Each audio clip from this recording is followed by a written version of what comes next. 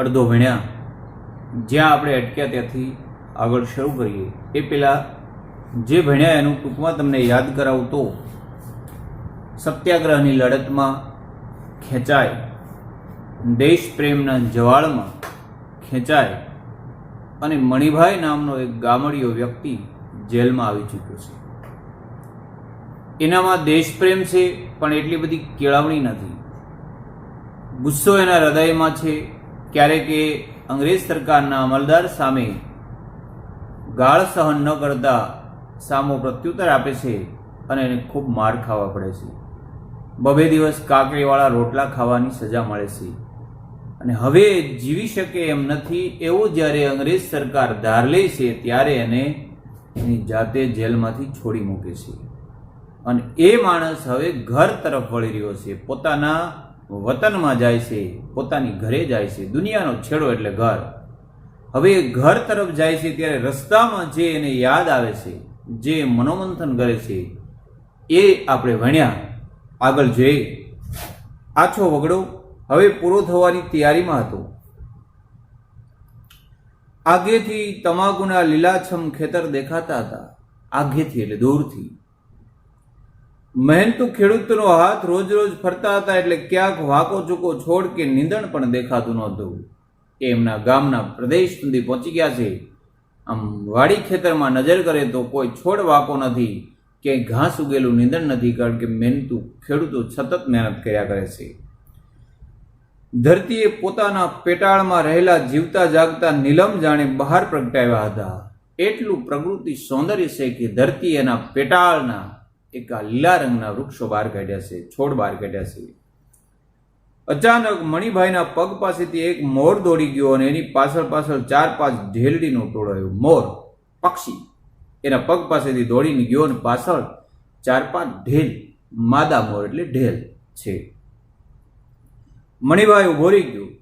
એને સુખ ઉપજ્યું, એને ઘર સાંભળ્યું. આ મોરનો પરિવાર જોઈ, મોર અને ઢેલનો પ્રેમ જોઈને એને પોતાનું પારિવારિક જીવન યાદ આવ્યું. પોતાની પત્ની, પિતા, માતા એને યાદ આવે છે. વિચારે છે કે એના બાપ વેરીભાઈ ઘરની બહાર રસ્તામાં મૂકેલી લાકડાની પાટ પર બેઠા બેઠા હુકો ગગડાવતા હશે.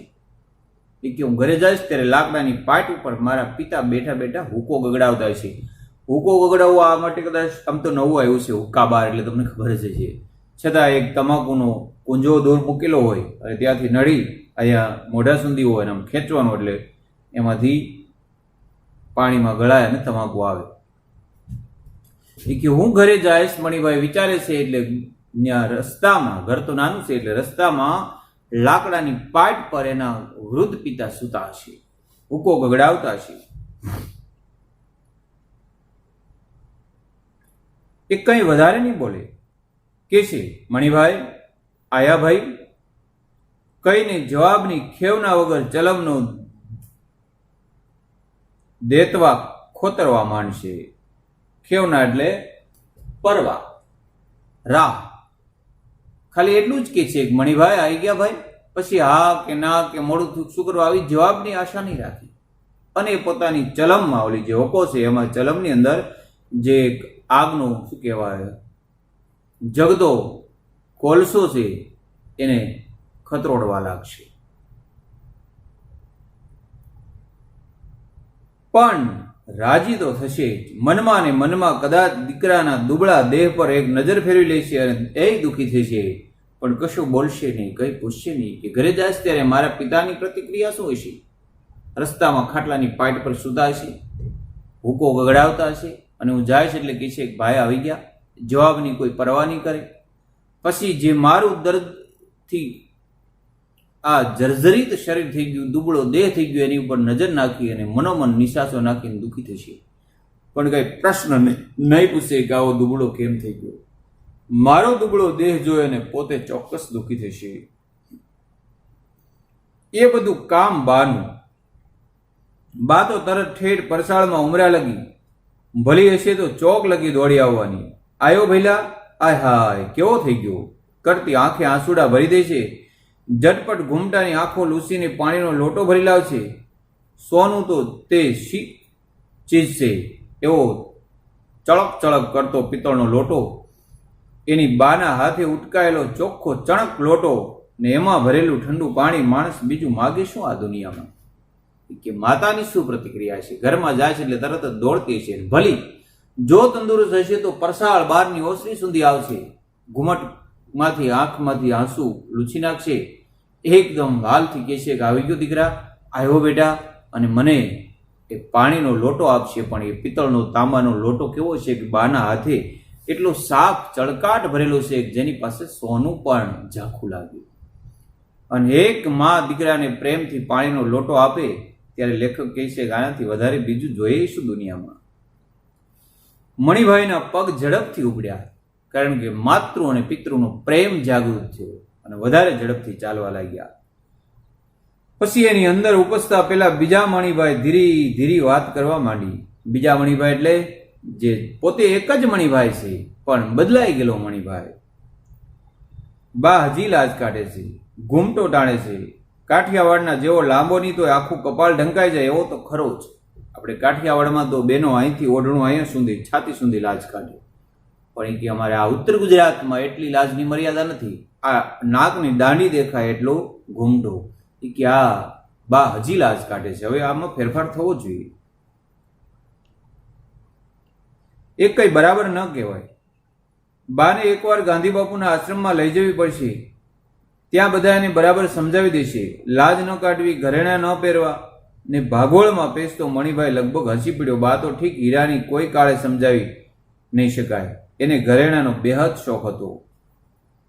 મનોમન વિચારે છે કે બા ઘૂંઘટો કાઢે છે, ખોટી વાત છે. એને ગાંધી બાપુના આશ્રમમાં લઈ જાવી અને ગાંધીજીનું વક્તવ્ય સંભળાવવું છે કે ઘરેણા પહેરવા, લાજ કાઢવી, આ બધું ખોટું છે, આવું ન કરો, આ રિવાજો ત્યજી દો.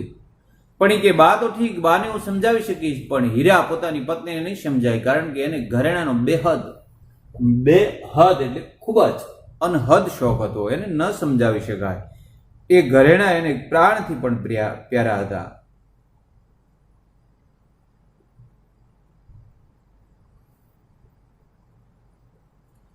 બાપને ત્યાંથી મળેલા મોટા ભાગના દાગીના એ રાત દિવસ પહેરતી અને 7 પેઢીના સગાને ક્યાંય લગ્નમાં જવાનું આવે ત્યારે અચૂક મજૂસ ખોલીને હાર અને સાંકળા કાઢતી. મજૂસની મંજૂસ, પેટી, ડાબલો. કોઈ દૂર દૂરના લગ્ન હોય તો પણ હીરા તરત જ મંજૂસ પેટી ખોલી અને એમાંથી જુદા જુદા જે એના બાપને ત્યાંથી પોતાના સસુરમાંથી ઘરેણા મળેલા છે એ બધા તૈયાર પહેરી અને 16 શણગાર સજી તૈયાર થતી. સ્ત્રીઓને તૈયાર થવાનો શોખ જન્મજાત હોય છે, પણ આ હીરાને વધારે છે.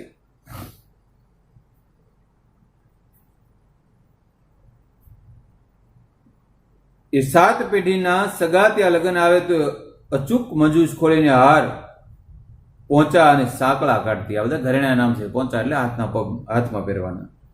બા કોઈ વાર ટોકતી, બધે બધું પહેરવું એવું લખી થયેલું છે કે જેટલા ઘરેણા હોય એટલા પહેરવો એવું કઈ લખી રાખ્યું? હીરા તો આ બધા શું કરવા પહેરે છો? પણ હીરા ધરાર કાઢતી ને પહેરતી. બાને સામો જવાબ વાળતી કે દેરાણીને મોએ બબડતી, બાપે આલ્યું છે તો પહેરવા જ ને, પટારામાં ઘાલી મેલવા. આ ઉત્તર ગુજરાતના શબ્દો છે. ઘાલી મેલવું એટલે સાચવી રાખવું. કે પિતાએ ઘરેણા બાપે એટલા માટે આપ્યા છે, પહેરવા માટે, સાચવવા, સંઘરવા માટે નથી આપ્યા. હું તો પહેરીશ. હીરાનો ખોળો ભરવાનો થયો ત્યારે રોકડ રકમ આપવાની વાત થયેલી. ખોળો ભરવો, શ્રીમંત કરવું.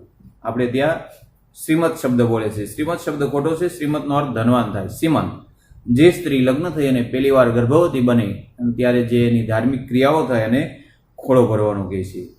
હીરાનો ખોળો ભરવાનો હતો. ત્યાં વાત થઈ કે એને રોકડ રકમ ભેટમાં આપી ત્યારે તેને તત્કાળ નકારી કાઢીને સિંધિયાશાહી કડા કરાવ્યા અને લીધે ત્યારે જંપી. સિંધિયાશાહી સિંધ પ્રદેશમાં જે માણસો પહેરતા હોય એવા હાથમાં પહેરવાના કડાની જીદ કરી અને કડા લીધા.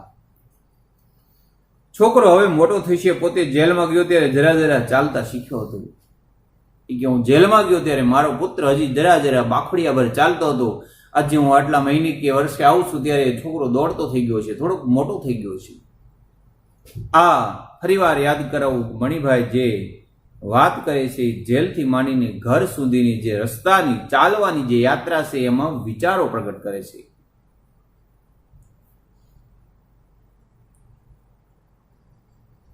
રાવજીના જન્મ પછી પોતે પેલા ભાષણમાં ગયો એ સારું થયું, નહીતર કોને ખબર ગાંધીજીની ઘણી ઘણી વાતોમાં આવી જતી હતી અને બ્રહ્મચર્યની, જો કે મણિભાઈની પેલી અહિંસા કરતાં વધારે આકરું નહોતું લાગવાનું. હશે હવે આમ ને આમ. એ કે સારું થયું કે હું પેલા રાવજીના પુત્રનો, મારા ઘરે રાવજીનો જન્મ થઈ ગયો, હું પિતા બની ગયો. જો રાવજી મારે ઘરે પુત્ર ન બન્યો હોત, હજી હું બાપ ન બન્યો હોત, મારા ઘરે પુત્રનો જન્મ ન થયો હોત, અને હું જો ગાંધીજીના ભાષણમાં ગયો હોત તો મારામાં બ્રહ્મચર્ય એવું લાગી જાત કે હું પત્નીનો ત્યાગ કરત, હું પતિ અને પત્ની વચ્ચેના સંબંધો છે ત્યાગી દે અને મારા ઘરે પુત્રનો જન્મ જ ન થાય, કારણ કે મારામાં બ્રહ્મચર્ય આવી જાત. ગાંધીની વાણીનું તાકાત એ હતું કે લોકો બ્રહ્મચર્ય પણ અપનાવી લેતા. જવા દો કે જે થયું તે. ઘર જેમ જેમ નજીક આવતું ગયું એમ જેલ, સિપાઈ, લાઠી, કાકરીવાળા રોટલા બધા આઘા જતા ગયા. જેલ દૂર થતી ગઈ છે, ઘર નજીક આવી જાય છે, એમ જેલમાં વેઠેલા દુઃખો દૂર થતા જાય છે. ત્યાં જે લાકડીની તડાપીટ બોલતી હોય, કાકરીવાળા રોટલા હોય, જેલ સિપાહીની ગાળો હોય, આ બધું ભૂલતું જાય છે. નજર આગળ પોતાનું હુફાળું સાદું સીધું ઘર તરવરવા લાગ્યું. મા બાપના કચલીવાળા ચહેરાના દર્શન અને સગાવાલાના હેતાળ આવકાર માટે મન તલસવા લાગ્યું. ઘરે પહોંચી સગાવાલા બધા મને આવકારો આપશે, મને જોઈને દોડશે, મને પ્રેમથી ભેટશે, આવું વિચારી અને મન તલસે છે. આતુર છે, તલસવું, આતુર થવું. સાથીદારોએ તો કહ્યું હતું તરત પાછા આવી જજો મણિભાઈ, પણ એનું મન અંદરથી ઢીલું પડ્યું હતું. એને ઘરમાં રહેવું હતું, એને હીરાને મળવું હતું, બા અછો વાના કરે માણવું હતું. ગામના માણસોની મીટિંગ ભરશે, કાં તો હાર પહેરાવશે, કદાચ નિશાળના માસ્તરને બોલાવી લાવશે ભાષણ કરવા, પોતે કંઈક જવાબ વાળવો પડશે. છેલ્લે ભારત માતા કી જય, મહાત્મા ગાંધી કી જય વિચારે છે. કે જ્યારે હું જેલમાંથી નીકળ્યો ત્યારે સાથીદારોએ કટાક્ષમાં કીધું હતું, મણિભાઈ પાછા સત્યાગ્રહની લડતમાં જોડાજો, ગુનો કરજો અને પાછા જેલમાં આવજો. પણ મણિભાઈને અંદરનો આત્મા કરવા તૈયાર નથી. એણે પોતાનું દાંપત્ય જીવન માણવું છે, હીરાનો પ્રેમ ઝંખવો ચાહવો છે, માતા પિતાનો પ્રેમ લેવો છે, દીકરા સાથે રમવું છે. આ જેલમાં પાછું આવવું નથી એવું અંદરથી એને છે. અને વિચારે છે કે જ્યારે હું ઘરે જઈશ ત્યારે ખબર પડશે કે મણિભાઈ આવ્યા છે, ત્યારે ગામ લોકો મીટિંગ ભેગી કરશે, ગામના શિક્ષકને બોલાવશે, કંઈક મારા ઉપર વક્તવ્ય આપવામાં આવશે કે દેશ માટે થઈને મણિભાઈએ આટલું કામ કર્યું છે, મને હારતોરા કરશે, કાં મને બોલવાનું કહેશે તો મને તો કાંઈ બોલતા આવડતું નથી, હું શું ભારત માતા કી જય, ગાંધીજી કી જય કહીને બેસી જઈશ. એમ બોલવું પડશે. મારું આ હિન્દીનું એક નવું જ હતું, પણ કંઈ નહીં, શીખી લેવાય હતો. આ ગુજરાતી ન બરાબર આવડ્યું, એમને એમ હિન્દી. બાપુ કહેતા હશે કે બરાબર જ હશે ને, એ ઓછા કંઈ ખોટું કહેતા હશે. ગાંધી બાપુ, અહીંયા બાપુ એટલે એના પિતા નહીં પણ ગાંધીજી. ગાંધીજીએ કીધું કે દરેક ભારતીયોને હિન્દી આવડવી જોઈએ, કારણ કે આપણી રાષ્ટ્રભાષા છે. મને હિન્દી તો બોલતા આવડતું નથી, શું કરીશ? પણ કાંઈ વાંધો નહીં, કે ગુજરાતી જેમ આવડી ગયું એમ હિન્દી આવડી જશે. બાપુ થોડું ખોટું બોલે. આવા વિચારોમાં રસળતો અને ઝડપભેર પગલાં ઉપાડતો મણિભાઈ પોતાના માહોલમાં આવી પહોંચ્યો. મહોલ્લા, શેરી. મણિભાઈ ધીરે ધીરે પોતાની શેરીમાં આવી ગયો. ત્યારે ચાટ આગળ પડ્યા હાંફતા બે ચાર કૂતરામાંથી એકે આંખ ઉગાડી અને એની સામે જોયું અને પેલા ભસી અને પૂંછડી હલાવીને એમનું સ્વાગત કર્યું. સાધારણ રીતે કૂતરા હળે કહીને આઘા કાઢતા મણિભાઈને આજે કૂતરા ધકેલી કાઢવાનું મન ન થયું. એણે દૂર નજર માંડી, પાટ પર કોઈ નહોતું. જે વિચાર્યું છે એનાથી સાવ ઉલટું થાય છે મિત્રો. એની શેરીમાં આવી ગયા એટલે બે ત્રણ કૂતરામાંથી એકાદ કૂતરાએ પૂંછડી પટપટાવી એક બે વખત ભસ્યો અને પાછું સૂઈ ગયું. કૂતરાએ પણ આવકારો ન આપ્યો. મણિભાઈને ટેવ કે કૂતરા આડા હોય એટલે પથ્થર ઊંચો કરીને એને દૂર કરવા, ધકેલવા, પણ આ જે કૂતરાને હટાવી ન શક્યા. આગળ જોયું તો ઘર દેખાણું, બહારનો ચોક દેખાણો, પણ ઘરની ચાટ ખાલી છે. એમાં એના પિતાને જોયા નહીં.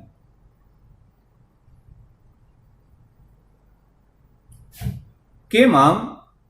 મોટા કઈ માંદા સાજા તો નહીં હોય ને? માંદા એટલે બીમારી, કે મારા પિતા બીમારી છે, કેમ બહાર ચાટ ઉપર નથી હોતા? ધક ધક થતા કાળજે મણિભાઈ આગળ વધ્યા. ઘર પાસે પહોંચતા તો એને કેટલાય વિચાર આવી ગયા. એ વિચારોમાંથી વિમુખ થઈને બાનું અશ્રુભીનું સ્વાગત માણવા જેવો એ ઘર આગળ આવીને ઊભો કે ડેલીનું ભારેખમ જડેલું બારનું કમાડ કીચુડ કીચુડ કીચુડ કરતું બંધ થઈ ગયું.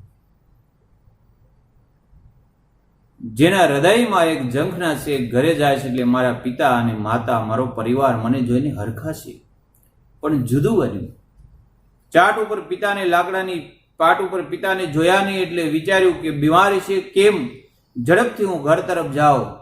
ત્યાં તો એ ઘરે પહોંચે અને મણિભાઈને એના પરિવારે જોયા એટલે તરત જ એ લાકડાના મોટા મોટા ઝૂનવાણી બારણા બંધ થઈ ગયા. જે માણસ ઘરે જવા માટે પ્રેમનો ભૂખ્યો ઝંખતો હતો, જે શરીરથી થાકી ગયો હતો પણ મનના પ્રેમને કારણે એના પગ ચાલતા હતા, એ માણસને જોઈ અને બારણું બંધ થયું ત્યારે મણિભાઈની સ્થિતિ શું હશે એ મણિભાઈ જ કહી શકે. આપણે વિચાર પણ ન કરી શકીએ કે જે ઘરે જવા માટે માણસના પગ થાકી ગયેલા હોવા છતાં ભારે ભારે પગ ઉપડતા જાય અને એ જ ઘરે તમે જાઓ અને બારણું બંધ થઈ જાય. મણિભાઈએ વિચાર્યું, એનાથી જુદું બન્યું. કીચુડ કીચુડ કરતું બારણું બંધ થઈ ગયું. આ કમાડ કમાડ એટલે દરવાજો કદી બંધ નહોતા, વર્ષોના વર્ષો લગી બંધ નહોતા. મણિભાઈની સાંભળમાં તો ક્યારેય નહીં, હંમેશા નાની જાપલી જ વસાતી. નાને હોય ખડકલી બનાવે ને જાપલી કહેવાય. અમે આ મોટા કમાડી કે ક્યારેય બંધ નહોતા કર્યા. આજે આ કમાડ બંધ. એના મનને એક ધક્કો લાગ્યો. એણે ભારે સલ સાંકળ ઊંચકીને ખખડાવી. કોઈ બોલ્યું નહીં એટલે ફરી જરા જોરથી ખખડાવી. સામેના ઘરની ઉપલી મેળીની બારીઓ ખુલી અને પછી ધડાધડ વસાઈ ગઈ. કમાડ બંધ થઈ ગયું એટલે એમ થયું કે આહા, મારી સાંભળમાં કોઈ દી અમારા ઘરના દરવાજા બંધ નથી થયા. શું થઈ રહ્યું છે? સાંકળ ખોલો ખોલો કરવા માટે અવાજ નથી નીકળતો, પણ સાંકળ ખખડાવી કોઈ અવાજ આવતો નથી. સામેની બીજી માળની મેળી ઉપરથી કોઈ કે બારી ખોલી કે કંઈક અવાજ આવે છે અને મણિભાઈને જોઈને તરત ધડાધડી બંધ કરી દીધી. કંઈક છે મનમાં વિમાસતા મણિભાઈ મોટેથી બૂમ પાડી, બા, એ બા, કમાડ ખોલો, હું છું, હું મણિભાઈ છું. અંદર અને બહાર નિશબ્દ શાંત છવાઈ ગઈ. કોઈ પ્રત્યુત્તર આવતો નથી. માત્ર મણિભાઈનો પડઘો સામે સંભળાય છે. બા, ત્યાં સામેથી અવાજ આવે છે. બા નથી. એના બા બોલતા નથી, એના પિતા બોલતા. મણિભાઈને થયું કે પોતે હજી જેલમાં જ છે. એક સ્વપ્ન જુએ છે. અડધી રાતે છાતી પર ભયનો ઓથાર બનીને છવાઈ જાય એવું દુઃસ્વપ્ન. જરાક પ્રયત્ન કરીને આંખો ખોલી નખાય તો પલકવારમાં બધું મળી જાય. ત્યાં દોડતી દોડતી બા બહાર આવે. હરખ ગેલો થઈને પૂછે, ભાઈ આયો? એ પણ એક બીજું સ્વપ્ન જ હતું હોય. મણિભાઈ વિચારે છે કે આ કંઈક સ્વપ્ન તો નથી ને, હું જેલમાં છું ને હું સ્વપ્નમાં મારા ઘરે આવ્યો છું. પણ સ્વપ્નમાં એ પાછી એને બા મળવા આવે આવું જોવા મળે. પણ એ કે આ બીજું સ્વપ્ન છે. શું થઈ રહ્યું છે? ઓચિતા પગ દુખવા માંડ્યા. બહુ થાક્યો છે પોતે. બગલ થેલો પાટ પર મૂકીને બેસી પડ્યો. એ સાથે જ ઉપલી ખડકીની બારી ખુલી. ક્રોધ ઘરી ગર્જના સંભળાય. ચ્યો છે? હું મણિયો. ચ્યો છે? આ બધા ઉત્તર ગુજરાતી શબ્દો. કોણ છે? ચ્યો છે એટલે કોણ છે? બારીમાં જવાબ આવ્યો એટલે આ કહે છે હું મણિયો, મણિભાઈ. વેરીભાઈનો મણિયો તો 4નો મહાણમાં ગયો. મહાણમાં ગયો એટલે શમશાનમાં. કે વેરીભાઈનો મણિયો એ તો મરી ગયો છે. હેંટતો થા હેંટતો. મોટી મહાત્માવાળી ના જોયો હોય તો. કે ગાંધીજીની વાતો ન જોઈએ તો હાલવામાં. હવે વાતનો મર્મ વાર્તાનો એ છે કે અંગ્રેજ સરકારની સામે પડી અને જે જેલમાં જાય છે એને સાચવવા માટે એનો પરિવાર રાજી નથી. કારણ કે એ કોઈને દેશપ્રેમ નથી એમ નહીં. મણિભાઈના પિતાને, એની માતાને, બધાને મણિભાઈ પ્રત્યે વાલ હશે જ, હોય જ, છે જ. પણ અંગ્રેજ સરકારની એટલી ધાક છે, બીક છે કે એ એના પુત્રને પણ, જે પોતાનો પુત્ર અંગ્રેજ સરકારની વિરુદ્ધ ગયો એને કોઈ સાચવી ન શકે. નહીંતર આખા પરિવારને સજા બની. આટલે મણિભાઈને કોઈ સ્વીકારવા તૈયાર નથી. એ બધા કહે છે તું ગાંધીજીના વિચારમાં પડી અને આ તે કર્યું એ ખોટું કર્યું. અમારા માટે તું મરી ગયો છું. અને બારી વસાઈ ગઈ. દિશાશૂન્ય બનીને મણિભાઈએ બારી સામે તાકી રહ્યો. ઘણા વખત લગી તાકી રહ્યો અને અંતે એણે બગલ થેલો પાછો ઊંચક્યો. મણમણના થઈ ગયેલા પગ ઘસડ્યા. એના મણમણના થઈ ગયેલા પગ ઘસડ્યા. મણમણના પગ થઈ જવા, એક તો દર્દથી પીડાયેલો છે, ખૂબ માર ખાધી છે જેલમાં, આટલું ચાલીને આવ્યો છે. હવે એનો આત્મા માનસિક રીતે થાકી ગયો, કારણ કે જ્યારે માણસને પોતાના હડસેલે ત્યારે એનું મન અને તન બે થાકી જાય, એનું શરીર થાકી ગયું. પગ 20-20 કિલોના થઈ ગયા, એક પગ આગળ ડગલું મંડાતું નથી. કૂતરાની ચાટ ઉપર બેસી ગયો, બગલ થેલાનો પણ એને ભાર લાગવા લાગ્યો.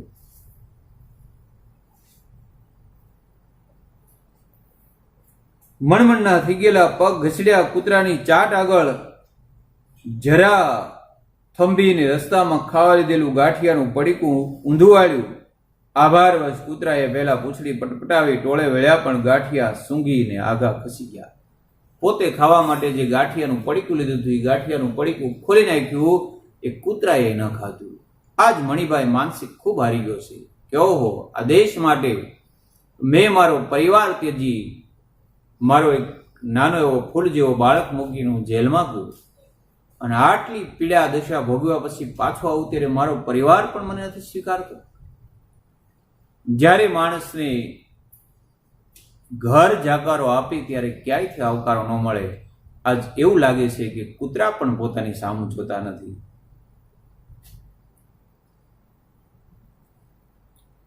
ઠીક, ત્યારે તમે જાઓ.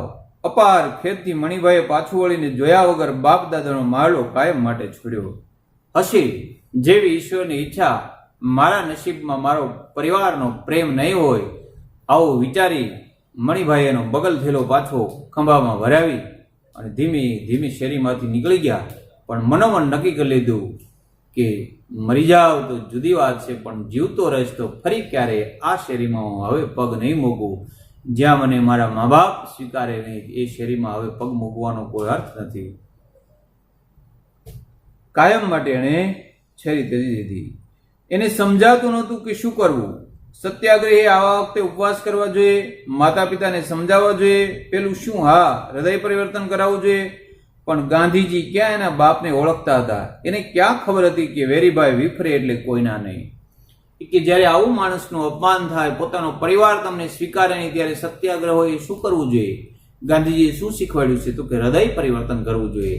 પણ પોતાનો પિતા વેરીભાઈ એવો છે કે જેનું હૃદય પરિવર્તન કોઈ ન કરાવી શકે. વેરીભાઈ વિફરે એટલે એને કોઈ સમજાવી ન શકે. કે એ ગાંધીજીને ખબર છે કે મારા પિતાનો સ્વભાવ કેવો છે. લાખ સમજાવો તોય બધું પથ્થર પર પાણી. પથ્થર પર પાણી એટલે બધું જ નકામું. કે હવે હું શું કરું? કઈ બાજુ જાઓ? જેલમાં જાઓ? ક્યાં જાઓ? પણ કઈ વિચારના વંટોળમાં પીડાતો એ માણસ ફંગોળાતો શેરી બહાર નીકળી ગયો. કઈ નહીં, પોતે સાબરમતીમાં ચાલ્યો જશે, આશ્રમમાં રહેશે, રેટીઓ ખાધશે, દેશ સેવા કરશે, નહીતર પાછો સત્યાગ્રહ કરીને જેલમાં જશે. આ વખતે ડાયો થશે, કોઈના પર હાથ નહીં ઉપાડે. વેરીભાઈને જો એમ લાગતું હોય કે એમનો મણિયો મરી ગયો, તો પોતાના મનથી એનું બાપ પણ મરી ગયો છે. પહોંચીતા બા સાંભળી, ગળે સોપારી જેવો ગોળ ડૂચો ભરાયો, આંખ ભીની થઈ ગઈ. માએ પણ બારણું ન ખોલ્યું. કે કાંઈ વાંધો નહીં, હું સાબરમતી આશ્રમમાં જઈશ, ગાંધીજીની આશ્રમમાં લોકોની સેવા કરીશ, સત્યાગ્રહમાં દેશ પ્રેમની લડતમાં જોડાઈશ, જરૂર પડે તો પાછું જેલમાં જઈશ, જેલમાં જઈ અને સિપાહી ઉપર હાથ નહીં ઉપાડું, ડાયો થઈ કેળવણી બનીને રહીશ. પણ એને વિચાર આવ્યો કે ઓહો, મારા પિતાએ મને નો આવું કર્યો, કાંઈ વાંધો નહીં, બાએ બારણું ન ખોલ્યું. ત્યાં તો આંખમાંથી બોર જેવડા આંસુ પડવા લાગ્યા, અને ગળા ઉપર જેમ સોપારી બેસી જાય અનનળીમાં, એમ શ્વાસ પણ બંધ થતા હોય એમ લાગ્યું. મગજ બેર મારી ગયું હતું. મગજ બેર મારી ગયું એટલે મગજ કઈ કામ કરતું નથી. પણ પગને એમની પોતાની આગવી સૂઝ હતી. રસ્તામાં એને જોઈને ઓળખ્યો ન ઓળખ્યો કરતા માણસો એને જાણે દેખતા હતા અને નહોતા દેખાતા. ચોરે એના બાળપણનો ભાઈબંધ મગનીઓ બેઠો હતો.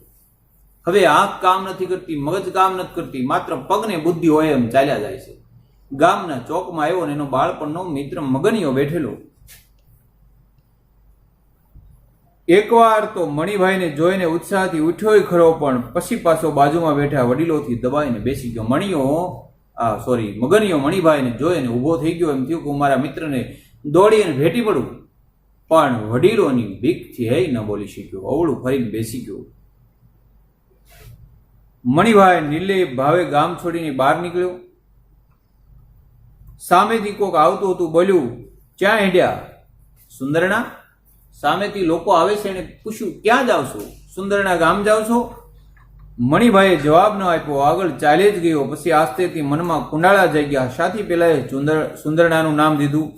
ત્યાં તો કોઈ સગુવાળું નહોતું. એક માણસ સામો મળ્યો અને એને મણિભાઈને પૂછ્યું, તમે સુંદરના ગામ છો?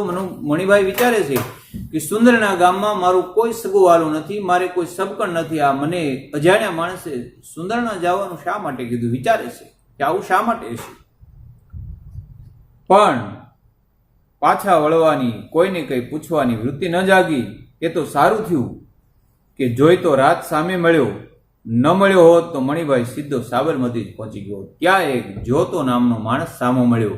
જો ન મળ્યો હોત તો આ કાયમ માટે સાબરમતી આશ્રમમાં વયા ગયા હોત. પણ જોઈતો મળ્યો. જોઈતા એ બધી વાત કરી અને મણિભાઈએ સુંદરનાની વાટે ચાલ્યા. અને જોઈતાએ મણિભાઈને જે બનેલી ઘટનાની બધી વાત કરી અને મણિભાઈ સુંદરનાના રસ્તે ચાલ્યા. આપણને એમ થાય કે સુંદરના શું છે, પણ આગળ જવાબ આવશે, અત્યારે નથી કહેતો. હજી એને બધું માનવામાં આવતું નહોતું. હીરા એકલી ઘર માંડીને રહે? અરે એ બને જ કેવી રીતે?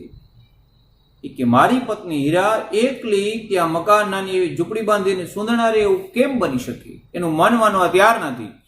જોઈતા એને સમજાયું છે કે તારા મા બાપને જ્યારે અંગ્રેજ સરકારના સિપાહીઓએ ખૂબ ધાક ધમકી આપી, તારા મા બાપ પણ જ્યારે તારો અસ્વીકાર કરવા ઊભા થયા, ત્યારે સાથ આપવા માટે તારી પત્ની હીરા આ ગામ, આ માહોલ, આ ઘર છોડી અને બાજુના સુંદરના ગામમાં જઈ વસે છે, ને ઝૂંપડી બાંધીને રહે છે અને તારી રાહ જોવે છે. આ માણસ વિચારે છે કે આવું બને? પણ બન્યું હતું. સાવ નાનું ઘર હતું. પાટીદાર માહોલાના છેડે છેવાડે આંગણામાં ભેંસ, માથે કાથીનો ખાટલો હતો, સામો કાથીનો ખાટલો હતો. એના પર હીરા રાવજીને રમાડતી હતી. મણિભાઈને જોઈને સભાળી ઉઠી ગઈ. સામી દોડી. મણિભાઈ સ્તબ્ધ થઈ એનું રૂપ જોઈ રહ્યા. ખાદીની જાડી દોઢવેલી સાડી અને દાગીના વગરનો દેહ. આ હીરા છે. અને મણિભાઈ ત્યાં ઘરે ગયા. સુંદરના ગામમાં ત્યાં એક ઝૂંપડીમાં કાથીના ખાટલા ઉપર હીરા બેઠી છે. કાનકુંવર જેવો પોતાનો રાવજી પુત્રના ખોળામાં રમી રહ્યો છે. પણ ચિત્ર જુદું છે. હીરાએ આજ ખાદીના વસ્ત્રો ધારણ કર્યા છે. એકદમ ગાંધીવાદી બની ગઈ છે. અને આંગણામાં ભેંસ છે.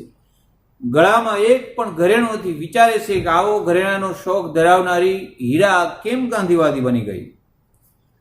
જોઈ સૂર્યા છો તાકી તાકીને, પણ તું લે હું જ ને નથી ઓળખાતી? તારા ઘરેણા ક્યાં ગયા? ત્યારે હીરા જવાબ આપે છે કે આ ડોબો આકાશમાંથી આવ્યું છે. ડોબો એટલે ભેંસ. હીરા જવાબ આપે કે ઘરેણા વેચી અને આંગણામાં ભેંસ બાંધી અને જીવન ગુજારું છું અને પતિના રાહે જિંદગી જીવું છું.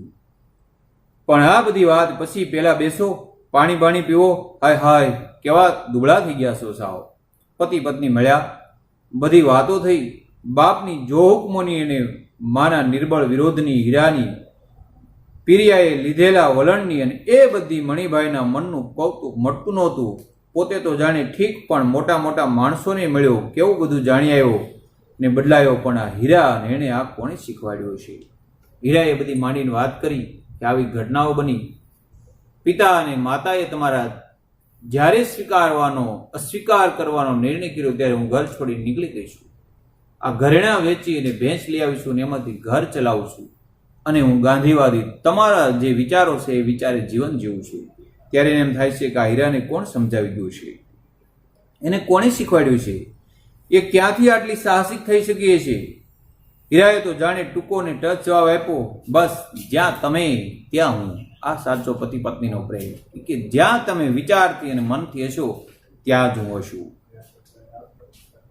આપીને વાત પટાવી નાખી. ઝટપટ થાળી પીરસી દીધી. પણ મણિભાઈને કઈ સમજાયું નહીં. એ બહુ વિચારમાં પડી ગયા. વિચારમાં એણે ભાગોળેથી લીધેલા બીડી બાકસ કાઢ્યા. જેવો દિવાસળી પેટાવા ગયો, હીરાએ એના હાથમાં ઝાપટ મારીને કહ્યું, રાખો હવે, શોભતા નથી. મહાત્માના માણસ થઈને બીડી પીવો છો? આજ પત્નીએ પહેલી વાર પતિના હાથમાંથી વ્યસન ઝડપી લીધું. પત્નીના હાથની પેલી વેલી ઝાપટ ખાઈને મણિભાઈ ચોંકી ઉઠ્યો. ચીડાવવાની તૈયારીમાં તો ત્યાં સામસામે નજર મળી. બંને હસી ઉઠ્યા. ઇન્કલાબ જિંદાબાદમાંથી આ પાઠ લેવામાં આવ્યો છે. એક પતિ પત્ની વચ્ચે કેવા સંબંધો હોય એનો એક ઉત્તમ નમૂનો છે. અહીંયા પાઠ પૂરો થાય છે. સ્વાધ્યાય પાકી બુકમાં લખજો, સમજજો. કાંઈ પણ ન સમજાય તો પૂછજો. Thank you.